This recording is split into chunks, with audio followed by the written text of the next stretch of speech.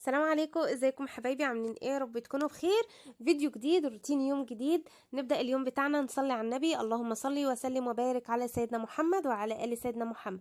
لو انت اول مرة تزوري القناة نورتيني وشرفتيني، اشتركي معايا في قناتي وكمان فعلي الجرس علشان اي فيديو جديد انزله يوصل لكم بإذن الله.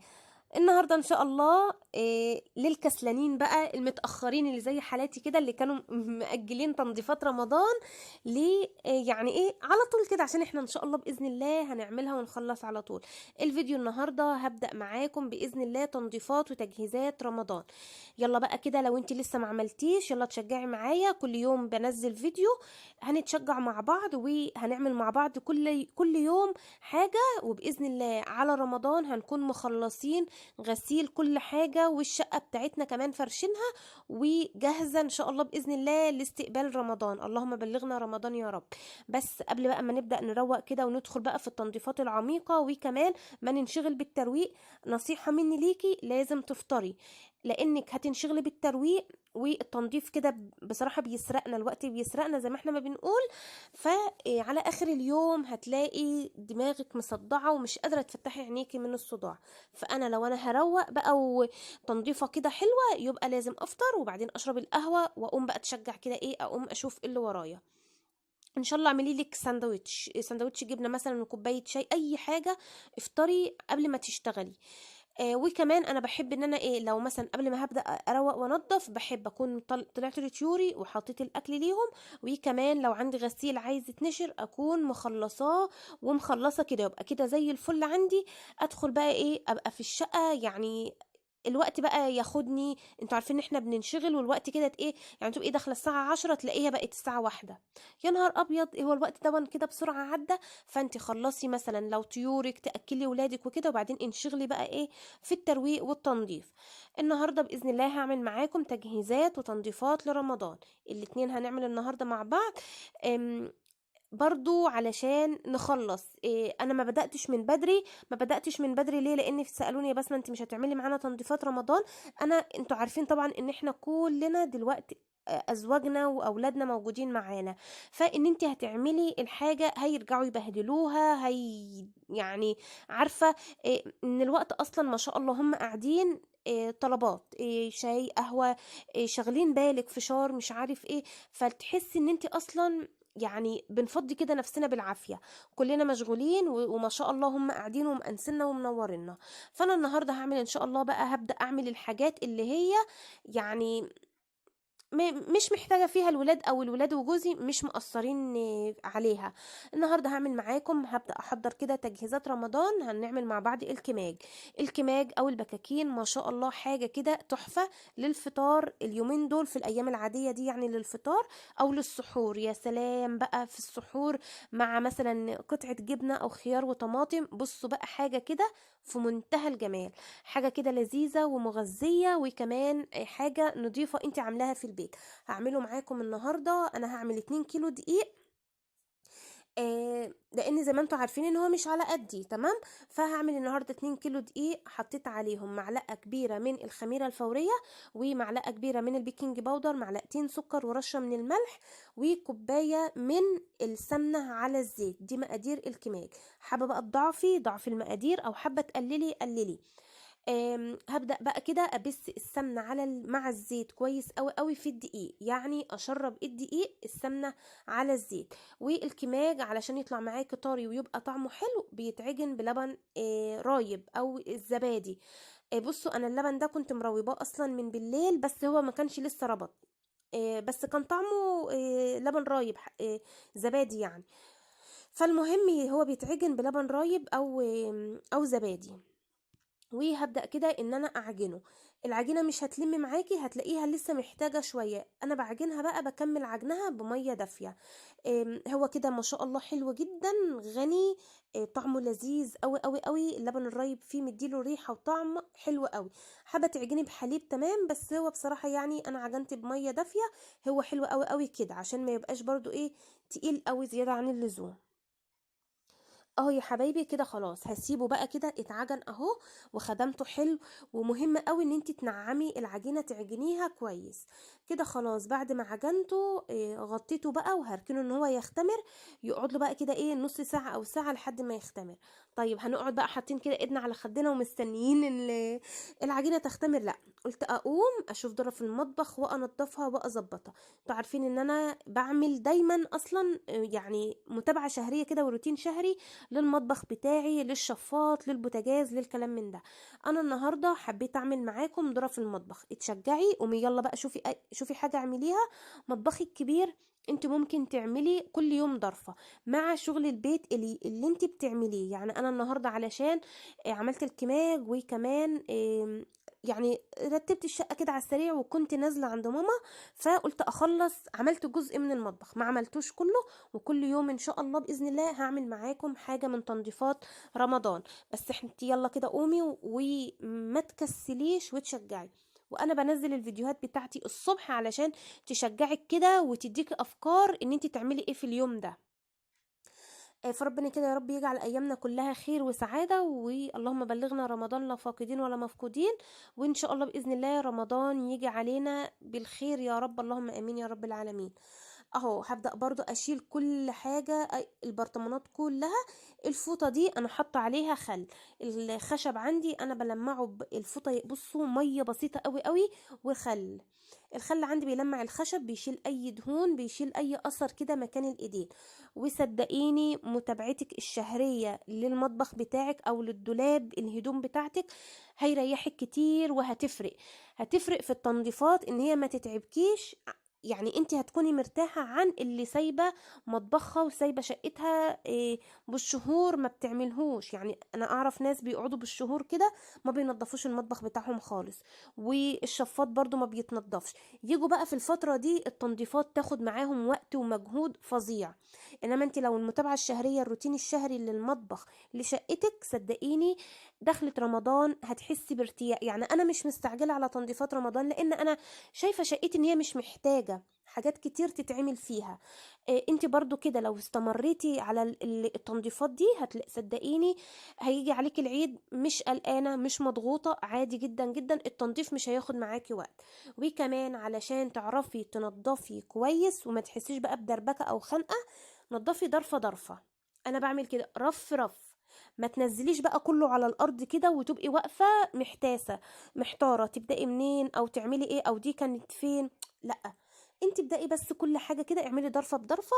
صدقيني مش هتحسي بمجهود، مش هتحسي بدربكة حواليكي، وهتحسي ان انت مرتاحة. اهو زي ما انتم شايفين انا خلصت الضرفتين الاتنين اللي فوق بعض. بدأت اعمل الضرفة التانية. اتسألت على الكبة بتاعتي دي، الكبة الكبيرة اللي هي كينوود، نوعها كينوود. هي ما شاء الله حلوة جدا جدا، بس انا كنت محتاجة كبة صغيرة فجبت تورنيدو. تمام. وكمان في تورنيدو ملحقات مش موجودة في الكبة الكبيرة اللي هي كينوود، وكينوود برضو فيها ملحقات مش موجودة في تورنيدو. كينوود فيها عصارة برتقان، فيها مبشرة اللي هي بتاعت الجزر وكده. وفيها اللي هي المبشرة برضو بتاعت البطاطس والكلام من ده. تورنيدو اللي هي السمرة دي فيها اللي انا كنت عايزة مضرب بيض وهاند بلندر وكبة صغيرة، فجبت دي فيها الملحقات دي كلها. وعندي الخلاط اللي هو العادي اللي هو فيه المفرمة بتاعت التوابل اللي احنا بننعم فيها التوابل. وتبشري فيها الجبنة الرومي والشفشق اللي هو كنت بضرب فيه طماطم وكده. فده اللي عندي، لان اتسألت على التورنيدو الملحقات اللي معاها. كده اهو عملت اول رف. ما تفضيش الاتنين مع بعض، فضي رف رف زي ما انا قلتلك. صدقيني هترتاحي كتير. رتبي كده شغلك ورتبي حاجتك. الفوطة عليها خل زي ما انا قلتلكوا، وبعد كده بفوطة ناشفة ببدأ ان انا امسح. اهو ما شاء الله المفارش، يعني المفارش مش محتاجة تتغسل، لان المية والخل بتمسحها. وشوفوا ما شاء الله نضاف وزي الفل والله. مفيش فعلا احسن من النظافة، ومفيش احسن من ان انتي ايدك على طول في الحاجة. صدقيني التنظيف العميق ده مش هياخد معاكي وقت. العلب دي انا حاطه فيها بقى جوز الهند، الكاكاو الخام، اللي اللهم صل على النبي، دقيق البسبوسه، الحاجات اللي انا بحتاجها وكده حطها فيها اهو. وبدات ان انا ارصها كده ما شاء الله. بصوا ما خدش معايا وقت. يعني على ما العجينه كانت اختمرت كنت انا عملت الضرفتين دول المطبخ من فوق. يبقى انا كده خلصت المطبخ الظرف اللي فوق. ان شاء الله باذن الله في الروتين مره تانية هنعمل الظرف في المطبخ من تحت. ما تقليش على نفسك علشان بالاضافه لشغل البيت. على ما زي ما قلت لكم، على ما خلصت المطبخ كانت العجينه اختمرت معايا وكانت بقى جاهزه معايا وزي الفل. جبت صينيه ودهنتها كده بالدقيق وبدات ان انا اعمل الكوره على قد الحجم اللي انت حباها، على قد الرغيف بقى، وابدأي ان انت اعملي الحاجات دي. انا بحب اعملها قوي قوي واخليها كده في التلاجة في الفريزر يعني لرمضان. ان شاء الله باذن الله هعمل معاكم برضو العيش الطري اللي هو بيبقى برضو للسحور، ده بيبقى حلو قوي قوي. ان شاء الله باذن الله هعمله. المعجنات والعيش والقرص والحاجات دي بصوا بتدي ريحة للبيت وللشقة. نستغل بقى الوقت اللي ولادنا قاعدين فيه، يعني فرصة للترابط بقى الأسري وجو العيلة. احنا كنا بنشتكي الفترة اللي فاتت ان الزوج مشغول، يعني ممكن ربنا سبحانه وتعالى جعل الفترة دي فترة ان ان البيوت ترجع للطيبة والحنية والود والحب اللي كان موجود قبل كده. فقولي لولادك شوفوا انا هعمل كذا، ماما مثلا كانت بتعمل لي كذا. الجو ده حلو جدا، وريحة كمان العيش والخبيز في البيت بيخلي للبيت ريحة وجو في منتهى الجمال. هبدأ بقى كده بعد ما غطيته، يعني هو اختمر مرة وبعد كده قرصته وقطعته اهو. مش سبته بقى يختمر، يعني سبته كده. قعدت كان الغدا عندي، اتغدينا انا والولاد وكده وخلاص. ودخلت بقى كده ان انا ابطط العيش بتاعي اهو. ما شاء الله سهل جدا جدا، واعملوا بقى بالطريقه دي. مناديل المطبخ انا عامله كل رغيف على منديل مطبخ، هتعرفوا حالا انا عاملاه ليه. وبعد ما كده بعد ما خلاص حطيته رحت مغطياه يعني بفوطه نظيفه او حاجه نظيفه عندك، وتسيبيه بقى يختمر. بصوا حبايبي، ميزه بقى منديل المطبخ ان انتي بتروحي شايلاه وبتروحي على طول حطاه. انا ما بسويهوش في الفرن، انا بسويه على عين البوتاجاز من فوق على الطاسه التيفال زي ما انتم شايفين كده. وببدا ان انا اسويه، بيطلع معايا مقبقب، يعني ما شاء الله بيبقى حلو قوي قوي. وكمان سهل عن الفرن. انا بستسهله بصراحه ان انا اعمله كده على عين البوتاجاز، وبينفخ معايا زي ما انتم شايفين ما شاء الله اهو. مجرد ما يتشمع معاكي من تحت ابدأي ان انت اقلبيه على الجنب التاني علشان يعلى معاكي. في ارتفع وفي ما ارتفعش، يعني عشان برضو اكون صادقة معاكم، في ارتفع وفي ما ارتفعش. بس بسم الله ما شاء الله كله ما شاء الله زي العسل وكان طعمه زي الفل بصراحة. اهو فكرة المنديل زي ما انا ما بقول لكم حلوة في كده، ان انت بتشيلي وبتروحي على طول حطاه على الطاسة، وتبدأي ان انت تقلبي كده من الجنب ده والجنب ده. في السريع بيتعمل معانا وبيبقى جاهز وما شاء الله طعمه في منتهى الجمال. لو انت بقى لسه ما حطيتيش لايك يلا حطي لي لايك، انا بفكرك اهو. اهو بياخد معايا لون، حابه تحمري اكتر من كده، حابه تقللي برضو اكتر، يعني زي ما انت عايزه، بس هو اللون ده بصوا تحفه. ومفتوح تعملي بقى سندوتش جبنه جبنه قديمه بقى، يعني جبنه الحادقه بقى، العشق كله والحب كله. احلى حاجه تاكلي كده بقى، تعملي لك بقى سندوتش منه بجبنه حادقه، يا سلام. احلى حاجه بصراحه. ممكن بعسل برضو تمام زي الفل. بصوا ما شاء الله الولاد كانوا واقفين معايا فكانوا فرحانين قوي قوي، وكان طعمه هو سخن تحفه. جربوه بالطريقه دي، طعمه هيعجبكم قوي قوي قوي. وكمان يعني حاجه مغذيه وحاجه نظيفه انت تعمليها لولادك. اهو كده ما شاء الله هو عمل معايا كميه ما شاء الله كويسه. عندي مثلا في الفريزر لو مثلا هيقعد اكتر من كام يوم علشان يدنيه صابح وطازه معاكي. اللي هيمشيكي يوم او يومين سيبيه بره، لو ازيد من كده عينيه في الفريزر وطلعيه بعدها. يا دوبك تسيبيه يفك وتسخنيه على الطاسه هتلاقيه كانك لسه عاملاه حالا اهو. بصوا طعمه لذيذ لذيذ وطري وجميل جدا جدا. جربوه هيعجبكم قوي قوي قوي. اهو كده يبقى احنا عملنا الكماج ما شاء الله وبقى جاهز معانا لتحضيرات رمضان، بقى يكون موجود عندك في الفريزر للسحور او للفطار، حاجة كده طعمها في منتهى الجمال. هنبدأ بقى مع بعض كده دلوقتي بقى نلم المواعين، لان انتوا عارفين بعد الحاجات دي بتاخد وقت وكده. وكمان اللهم صل على النبي بتبهدل الدنيا حوالينا. فبدأت كده ان انا اي حاجة عايزة تتغسل رحت على طول حطها في الحوض وبدأت ان انا اغسل. فقرة غسيل المواعين، فقرة الدردشة مع اخواتي الغاليين الحلوين، وهنتكلم النهاردة مع بعض عن زي ما انتوا عارفين المتابعين اللي بيبعتولي المشاكل يعني وكده بتاعتهم. كان في متابعة حبيبتي بتقولي انا عندي مشكلة يا بسمة، عيب جوزي كل حاجة بتحصل في بيتنا بيروح يقولها لأمه، حتى الكلام العادي الغريبة لأمه، لو أمه سألوني عن أي حاجة مش بيقولوا أنا تعبت. حبيبتي ما هو دون معلش، يعني الغلط غلط زوجك.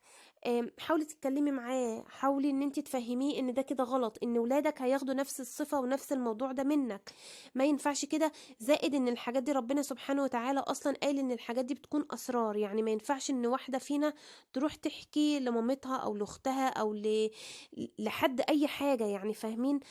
فانتي اتكلمي معاه وقولي له كده غلط، انت ترضى ان انا اروح اقول لاهلي نفس الحاجات دي؟ يعني لو انا في نفس الموقف ده انت هترضى بكده؟ لا طبعا مش هترضى بكده. زائد ان انا كده حاسه ان انا يعني حياتي مكشوفه، ما عنديش خصوصيه.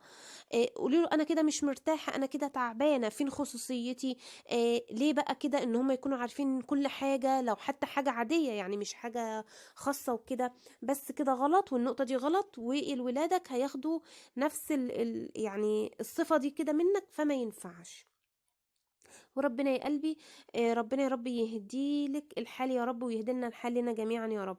كان في برضو متابعة تانية بتقولي يا بسمة عاوزاكي تتكلمي عن موضوع احنا في بيت عيلة، بس كل واحد قاعد لوحده، بس حماتي وحماية بياخدوا فلوس من زوجي انا بس، وبيدوا كل حاجة لسلايفي التانية، وانا بزعل قوي، قولي اعمل ايه؟ حبيبتي ربنا يوسع عليكي يا رب، ويرزق زوجك ويوسع عليكم وعلينا وعلى الجميع يا رب. برضو هرجع واقول بصي، لو زيادة عن بيتك او مش بيتك محتاجها، يا ستي ما جراش، اعتبريها ان هي بنية صدقة، ودول لأهله، ربنا يا رب هيبارك له وربنا هيوسع عليه. هو طبعا يعني هو بيديهم بنية لمامته وباباه، فهو أكيد ربنا هيوسع عليه، والجنيه اللي بيديهولهم ربنا هيعوض عليه وهيوسع عليه ب10، وربنا هيقعده له كمان اللي هو بيعمله. فانتي اعتبري، اصل انتي بصي لو قلت له ما تديش هيدي، ولو بيدي 10 هيدي 100، هيبقى هتبقى مسألة عند. فانتي احتسبي المبلغ او الفلوس اللي زوجك بيطلعها ان هي بنية صدقة، صدقة عن ولادك، صدقة عن نفسكم، عن مالكم، حاجة مثلا تبعد العين مثلا وتبعد يعني فاهمة، تبعد مثلا عينيهم او كده. فربنا يا رب يا حبيبتي يحفظكم. فاعتبريها ان هي بنية صدقة، ان الاهل كأنكم دخلتوا عليهم مثلا بفاكهة، كأنكم جبتوا لهم حاجة حلوة، يعني فهماني. فانتي معلش، لان مثلا انتي لو قلت له ما تديش، زائد ان هو اصلا بيدي لمامته وباباه، فانتي مش هتقدري تقولي له ما تديش مامتك وباباك. وربنا يا قلبي يوسع عليكم يا رب. آم، اللهم صل على النبي. كان في متابعة بتقولي يا بسمة أنا مبذرة، آم، وعايزة ادخر وارجع، يعني هي بتحط في الحصالة وبعد كده بترجع تفتحها بعد 3 ايام. فاتمنى من حضرتك تعلميني على الادخار، يعني اول اسبوعين من الشهر اصرف بدون وجع قلب، واخر اسبوعين ما عندي ولا دينار. حبيبة قلبي بصي اقولك حاجة، فكرة التحويش دي او كده، انت دايما حط قدامك هدف انت عايزة تجيبيه. يعني عايزة تجيبي مثلا، هنقول مثلا ايه، عايزة تجيبي حاجة للمطبخ، عايزة تجيبي طقم حلل، عايزة تجيبي خاتم جديد، عايزة تجيبي، دايما حطي هدفك في التحويش حاجة كبيرة، والادخار حاجة كبيرة. لو انت عملتي كده صدقيني هتقدري ان انت تمسكي نفسك، وانسيها خالص خالص. يعني افتكري الحاجة اللي انت عايزة تجيبيها، كل ما كده ايدك تيجي راحة على الحصالة افتكري الحاجة اللي انت عايزة تجيبيها. عايزة مثلا تجيبي غسالة، عايزة تجيبي طقم سرير جديد، عايزة تجددي حاجة، دايما افتكري الحاجة دي، وافتكري ان الفلوس اللي انت هتاخديها دي هتروحي تجيبي بيها ايه، حاجة ما تستاهلش. تمام، فانت كده امسكي نفسك، ويعني اقول لك ايه، احلفي. احلفي قولي والله ما انا فاتحاها غير بعد ما تتملي، او بعد شهر او بعد شهرين، عشان كل لما كده تيجي تفتكري تقولي استغفر الله العظيم يا رب، لا انا ما اقدرش افتحها. فمره على مره هتلاقي نفسك هتتعودي، وهتبقى معاكي الامور ماشيه طبيعي عادي جدا جدا. مين بقى يلا لسه ما حطيتش لايك؟ حطي لي يلا لايك للفيديو. كده انا بصوا بعد بقى ما غسلت المواعين وخلصتها، برضو البوتاجاز هو كان عندي نضيف، بس برضو مكان بقى دقيق او اي حاجه وقعت، برضو بدات ان انا المعه واغسله، عشان برضو مهم جدا جدا ان احنا كده كل حاجه تكون حوالينا نضيفه. يعني ما ينفعش ننضف حاجه ونسيب حاجه تانية بايظه خالص ونخرج كده ونقول خلاص انا ما عدتش قادره او هكمل بكره. لا، الحاجات البسيطه دي خلصيها، وان شاء الله باذن الله هعمل معاكم تنظيفه للبوتاجاز عميقه حلوة جدا جدا، كمان هنرجعه جديد وزي وبيبرق وزي الفل. وكمان ما ننساش بقى الرخامة مهم جدا تتغسل. انا بغسلها كل يوم، بس يعني ممكن بكون ملمعاها كده بالفوطة، بس النهاردة لان انا عجنت عليها واستعملتها في الاكل وكده، فلازم بقى اغسلها كويس واعقمها حلوة قوي قوي عشان تكون نظيفة وما تبقعش معايا ولا تغمق ولا يجرالها اي حاجة. هشيل بقى كل حاجة موجودة على الرخامة عندي، وهبدأ ان انا اجيب الاسبونشة بتاعتي البريل طبعا عليه خل، وهبدأ ان انا اغسل الرخامة بتاعتي. اهو ما شاء الله، بصوا هتلاقي كده كل حاجة، ولا هتلاقي بقى نمل، ولا هتلاقي ريحة وحشة في المطبخ، ولا اي حاجة خالص خالص. اهو. وبرضو ما انساش السيراميك ان انا اغسله جنبي اي طرطشه بقى، او ايدي مثلا كان مكانها مثلا الدهون ايدي سندت عليها، او كنت بجيب حاجه علشان ما يبقاش مبصم ويبقى كده مطفي. انما انت تغسليه كده على طول اول باول، هتلاقيه ما شاء الله معاكي حلو جدا وبيلمع على طول. وزي ما بقولك التنظيف مش هياخد معاكي وقت ولا هيحتاج خلطات. اهو ما شاء الله، بصوا على طول. والسبونشة بقيت الم بيها الرغوة، وعلى طول على الحوض بشطفها وبرجع تاني امسح بقى بمية نظيفة. اهو زي ما انتوا شايفين، تلاقي بقى الرخام معاكي على طول نظيف وحلو جدا ومش مبقع ولا اي حاجة. والسيراميك برضو ألمعه كده واشطفه، وبفوطة ناشفة أبدأ أنشف كل الكلام دون علشان خاطر يكون كده الحاجة متنضفة كويس. ولمع برضو طقم التوابل قبل ما ارجعه مكانه، بمسحه كده ولمعه من بقى تراب اي حاجة ولا مكان ايدي او كده. عايزاكي بقى بعد الفيديو بقى وجرعة النشاط الكبيرة قوي قوي قوي دي، عايزاكي تقومي يلا وتشتغلي بقى وتعملي تشوفي شغل شقتك بالنسبة بقى للتنظيفات اللي انا هعملها. ان شاء الله هنغسل السجاد مع بعض باذن الله، يعني الفيديو ان شاء الله هنزله قريب غسيل السجاد. انما الستاير انا مش هغسل الستاير بصراحة غير ان شاء الله باذن الله على العيد، عشان ما تتكسرش معايا، لان الدولاب عندي مليان ومش مش هينفع اعلقهم. وما شاء الله الستاير والبرائع زي ما انتم شايفين تقيلة، فمش هينفع خالص يتحطوا في الدولاب. كده بعد بقى بصوا على كمية بقى الراحة النفسية، يعني انا دنيتني في المطبخ فترة طويلة، غسلت البوتاجاز كله بقى زي الفل، وكمان الحوض لمعته كده وغسلته ودعكته بالسلكة حلوة قوي قوي. والسيراميك بصوا ما شاء الله كله بيلمع، ما فيش بقى اثر للدهون ولا لاي حاجة خالص. ودي المواعين اللي انا كنت غسلتها وكده خلاص. خلصت النهارده اليوم معاكم وتنظيفات رمضان. يلا قومي بسرعه شوفي حاجه تعمليها وما تكسليش، عشان نلحق ان شاء الله باذن الله هنخلص كل يوم هنعمل حاجه. وكده الروتين بتاعي النهارده عملنا تنظيفات ظرف المطبخ، وكمان عملنا الكماج. اشوفكم في فيديو جديد، وما تنسونيش بلايك. الفيديو خلص، يلا قومي بسرعه شوفي اللي وراكي. اشوفكم في فيديو جديد، والسلام عليكم ورحمه الله وبركاته.